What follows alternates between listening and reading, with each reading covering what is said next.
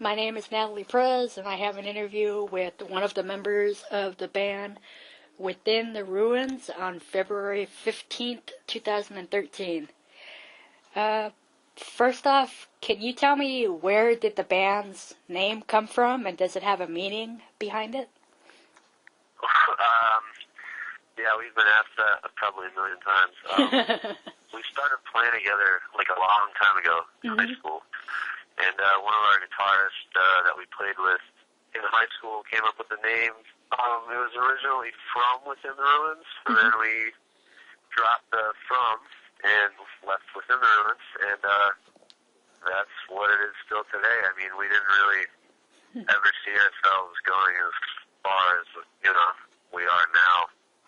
We kind of just made a MySpace when all that stuff was cool, and grew up Within the Ruins, and it just stuck. So, I mean, there's not, really a specific meaning behind it, other than that's what we've been for the past 10 years. That's pretty much where it came from. Great.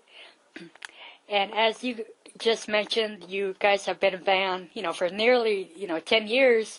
Do you plan to celebrate once the 10th year mark hits? We're always celebrating, I think. It's just been a long road, and we've gone through some members here and there. It's generally been our drummer and I started the band, like I said, back in high school. But, yeah, we're always celebrating. We celebrated when we signed to E1 Good Fight just recently. That was a big point for us, big point in our careers, especially with the lineup that we finally have solidified as of like 2010. So, yeah, it's always a celebration. We're always stoked.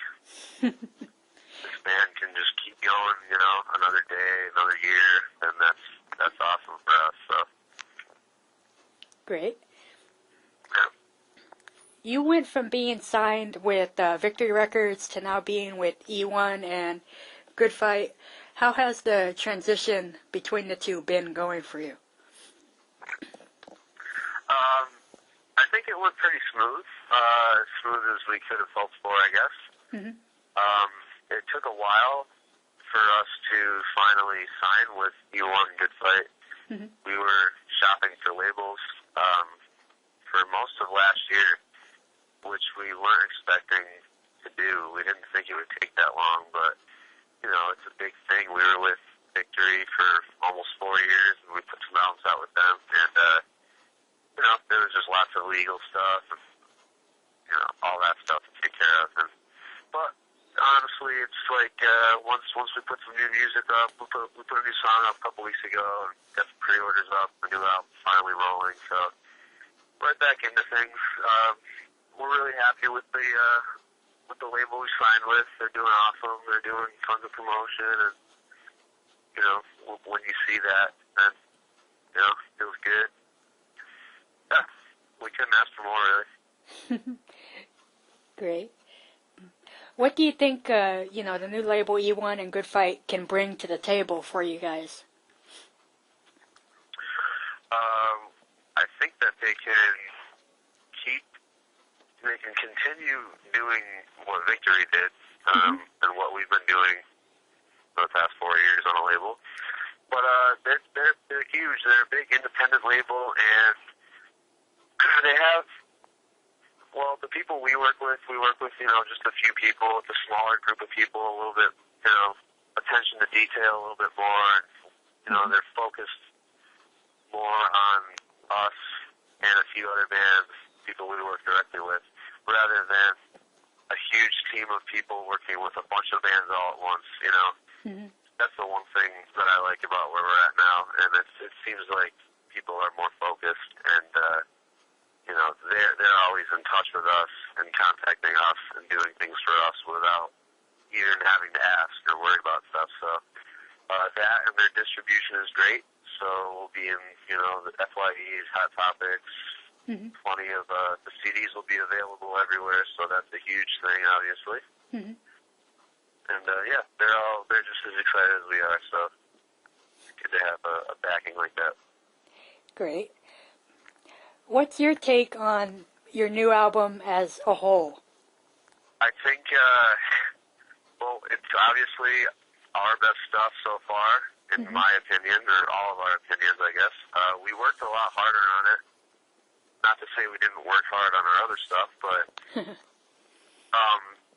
once you put a few albums out and you tour and you experience and you see what your music does for you, it starts to just affect the way you write music, I guess. And so we put a lot more time into it and focused more on songwriting and lyrical content rather than just putting together a whole pile of old demos and guitar riffs that we have, you know, and just sticking them all together and saying, look how fast we can play or whatever. So it's definitely way more mature in every sense. And I think it's a stronger album as a whole. You can actually make it through the whole album. Whereas I've heard a lot of people say they can, you know, every song's kind of the same or something like that with our older stuff. This is definitely, there's more variety with this album. Great. Why did you want to call the album the name that you picked, and is it a concept album? No, I don't think we would go as far as calling it a concept album just yet. I mean, that's something we might do in the future, but this album, I mean, Elite is just how it felt to us when we were in the studio and we heard the songs start to come to life. It was like, this is something that we don't know if we can even top, you know. It was like, this might be the best we can do. Hopefully not, but that's just how proud of it we are. And, yeah, we stuck with the one-word thing. All of our albums are, like, one kind of descriptive word, I guess. So we figured we would stay with that. And, yeah, I think it sounds catchy. Great. How would you say that this album compares and differs to your previous work? Like I said, it's definitely more thought out and put together a lot better. The production is better, I think. The playing is better.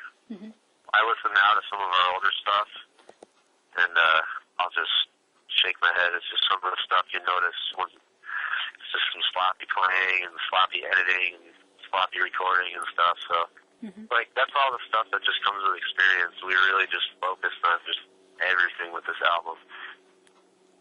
So, you know, and it keeps our sound, I guess, or whatever people say our sound is, as Within the Ruins. But it definitely expands, and we definitely tried some new stuff. So I'm kind of interested to see our fans' take on the album. You shot 2 different music videos. When can we expect those to be released, and can you tell me about them? Yeah, we did the 2 videos with Kevin Custer. He's out of Brooklyn, New York. We did those actually just this past weekend. And we did both of the videos in one day, so it was a very long day of shooting. We did them at the Brooklyn Rope Factory, which is an old kind of abandoned building. And so it had a pretty cool vibe. And I think the plan was to put one of the videos up right around the release date of the album, so pretty soon, probably in a couple of weeks. And we did the videos for Feeding Frenzy, which we've already released a lyric video for, and then the second single is called New Holy War. So one of them is basically a performance style of focusing more on us just playing, and the other one has a pretty interesting storyline mixed in with the performance stuff, so pretty excited about it. Great. You will be doing a tour this spring. If you could think of one thing that you want to accomplish the most throughout that tour, what would it be and why? I'd like to, number one, just have a good time, because that's why we do what we do.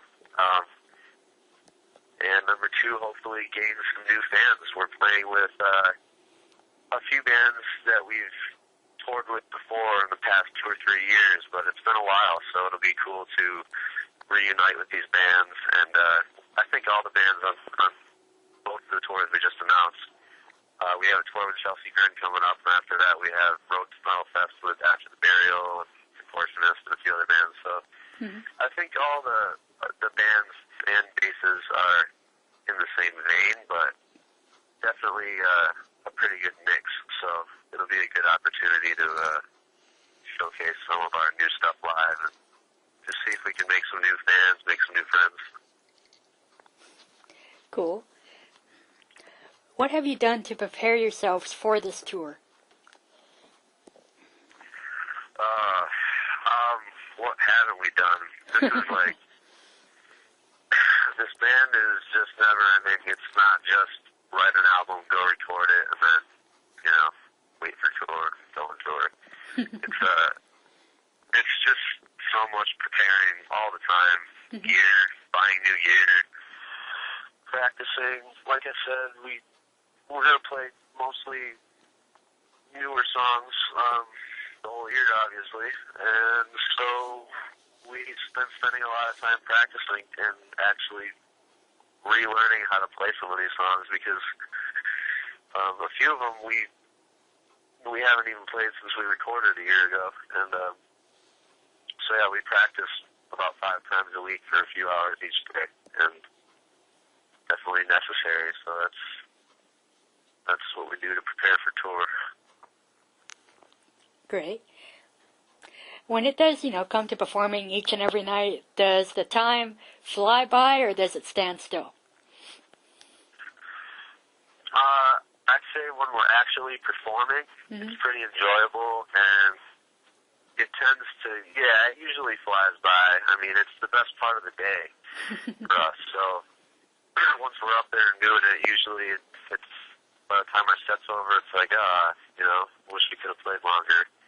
Because touring, other than our 30 or 45-minute set time every day, we're usually just driving or hanging out, trying to keep ourselves busy.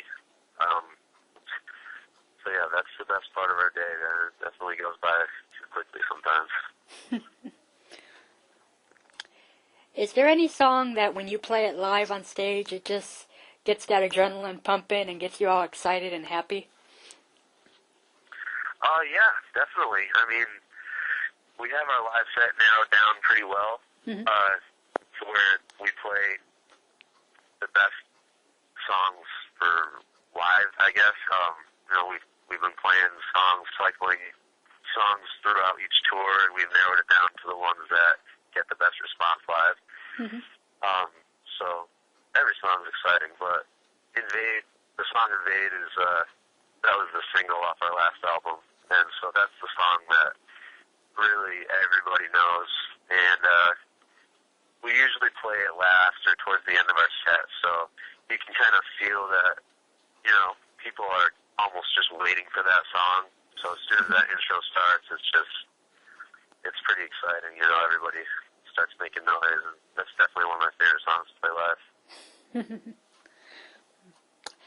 How easy is it to keep the motivation going on a daily basis for you guys? Well, it's pretty easy. It's very easy, especially when we're on tour because we feed off of the shows, and so, especially with a new album out and new material, they're going to be that much more excited, and they're going to respond better when we're performing. And it's the kids that come out to the shows to see us and support and want to hang out, and the kids who come find us after the show, or it's stuff like that keeps us motivated and just keeps us happy, and like, all right, we'll keep doing what we're doing because people appreciate it. So, and we get a lot of that, so it's a good thing. Great. Once this tour is, done with, what do you have planned afterwards and for the rest of this year? The rest of the year is still in the works right now, kind of. Mm-hmm. But, yeah, we're booked until about the beginning of May. Mm-hmm. And I would assume we'll probably have May off because our next run is for 2 months. So probably have May off, and we're working right now on just landing a solid summer tour, whether it be, you know, one of the Summer Slaughters or All Stars or Warped Tour. Just we've been a part of Summer Slaughter. That was 2011, which was a pretty big opportunity for us. Mm-hmm. And so if we could land something like that again, then that'd be awesome. That's our plan.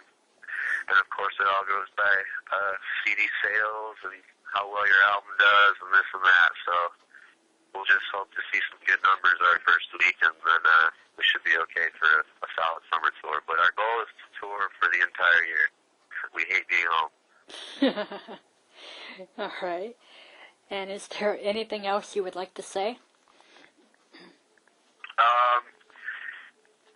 Come out and see us play. We have plenty of dates announced. New album is out February 26th, and can't wait to hang out with everybody at the shows we have coming up.